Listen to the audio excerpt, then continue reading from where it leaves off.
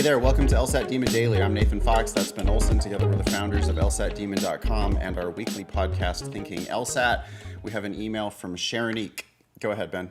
Hey, Ben and Nathan. I'm writing you two due to my major concern. I really wanted to apply to law school this fall, but the LSAT will not let me be great. I've taken the test 6 times now and cannot score over 138. Trust me, I've tried everything. I've spent thousands of dollars on prep, and I also have the demon, which I love, by the way, but it appears as if my scores are declining. My LSAT score is making me rethink my law school dreams, which I really want. I'm not sure what to do at this point. I've also studied over 9 months for this test, and I thought I understood it. Apparently not. I really want your advice and honest opinion on this. Also, to add, I do a lot, which makes me tired.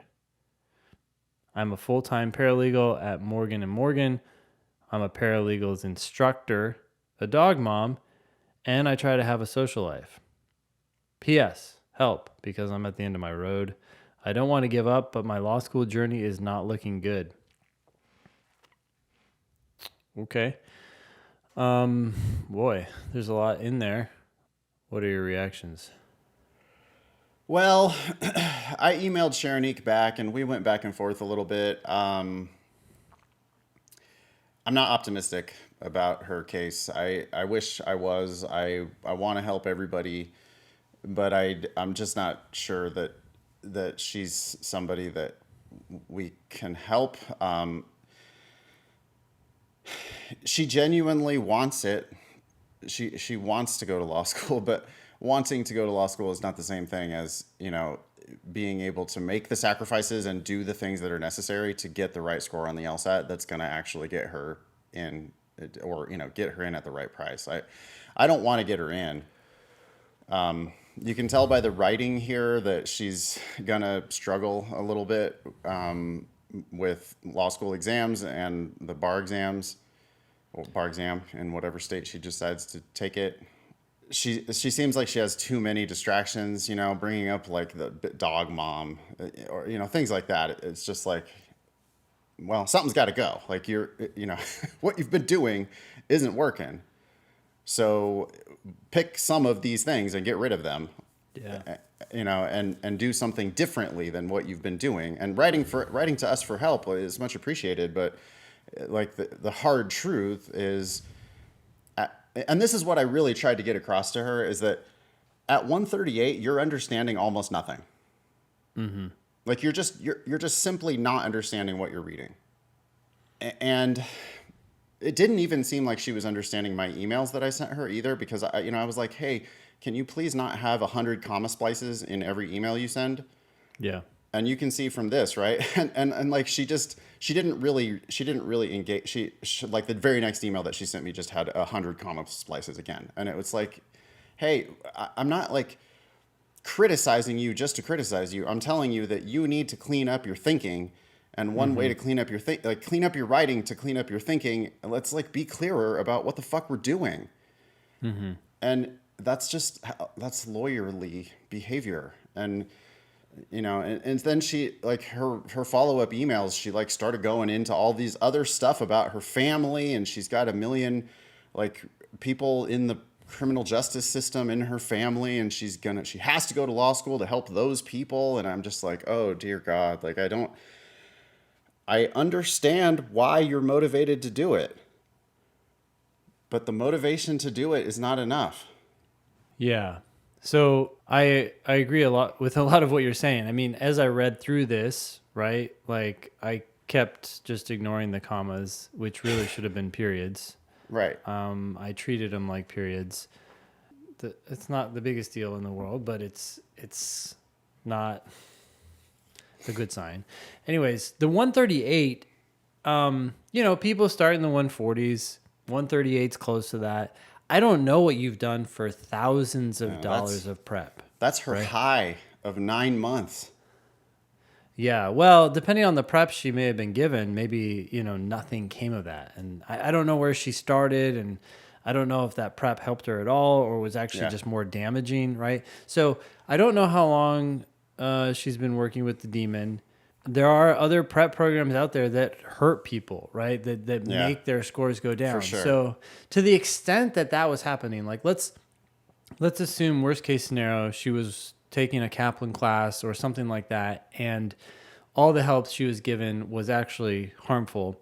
So she just didn't really make progress. So she's stuck there. And if she started using the demon now, could she make progress? Maybe.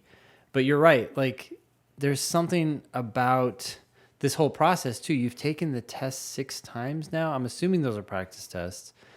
Are they, did you take 5 official tests? Like, I don't even understand what's going on there. There's a lot of red flags, even though I just don't know for sure what would be, whether she could succeed or not. But it's not looking good.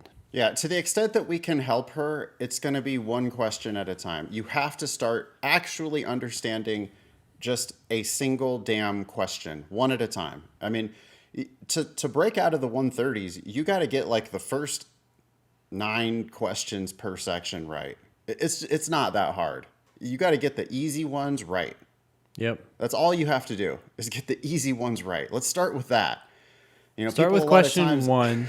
yeah, Start with question 1 in a section, or, well, you have the demon, so you can drill. And it will give you level 1 questions at first until you've proven yourself to do better than those. And so just absolutely understand that question if that's what you do today. one question per day, right? And Yeah. like actually understand it. And if you miss it, you need to watch the videos, read the explanations, use the ask button. Like we've got a whole awesome team of people that will help you, but it has to be oriented toward actually understanding it, not just some gimmicky, oh, well, it was A or B and I picked B and that was right. So, that's good. Yeah, good. I Let's got it. move I on. got it. Yep, let's go. No, that's bullshit. You don't understand it. I Yeah. want you to actually understand the right answer is 100% right and the wrong answer is 100% wrong. And if you can't get to that point, I mean, let's be honest, Ben. If you can't get to the point where you're going to pretty much nail the first 10 every time, you're barking up the wrong tree. I'm not saying you have to do that today, but if you don't get to that point eventually, this is not a good field for you. You're not going to be successful if you can't figure out, like, solve the first 10 questions almost perfectly every single time. Yep. Like, drop one question maybe sometimes, but Yep. but mostly 10 out of 10 every time. Occasionally you make one mistake in the first 10. Okay, fine. And I'm not saying you have to get there today, but if you can't get there eventually, there is no way you're going to be successful. I just can't imagine that you're going to be successful eventually in a legal career if you can't get there eventually. And if you can do just that, you should be scoring like 150 on the LSAT. Yeah. So that's the advice that's all I have to say. Okay. If you can't do that, definitely give up. I mean, I'm like, I want people to give up. I really do. I don't think that this is a very good field for most people. Like for anybody really. I don't encourage people to go down this road Yeah.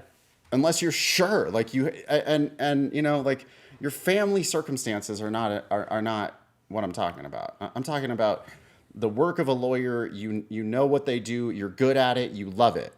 Yep. And if you can't get to the point where you're going to nail the first 10 questions on an LSAT, you're not good at this. Yeah, that's where you need to start. I would add too that if anyone is like discouraged by that, you have to think about the array of opportunities that everyone faces in life. And you say no way, way, way more than you say yes to whatever you're going to do in your life. So Yeah. saying no to this is actually the default. That's the presumption. Yeah. Well, because if you don't, then you're saying no to all other opportunities. Yep. Like saying no to this is saying yes to the entire rest of the world. Mm-hmm. Think about it that way. Like, I think people are so worried about this door closing, they don't realize that if they continue banging on this door, banging their head against this door, that there's all these other doors that they're never going to open because they just don't ever even go try. Or they're And those, open and people are now yeah, closing them because they're like, right, okay, well, the opportunity's going away. So right. goodbye. Yep. I think young people should do things they're good at. I mean, That they I like think and you they're good should, at. Yep. yeah, I think you should, stuff that you think you like, you should try it, and you should look to fail fast. You should be, you should be going down roads that look like they're going to be fruitful. Like, look like, oh, wow, I'm doing well here. This is great. This is working for me. And if not, whether that's a city or a relationship or a job, I think you should quit the stuff that's not working for you and try something else. Yep. Send hate mail to email. Send hate mail to daily@lsatdemon.com. Thanks for listening.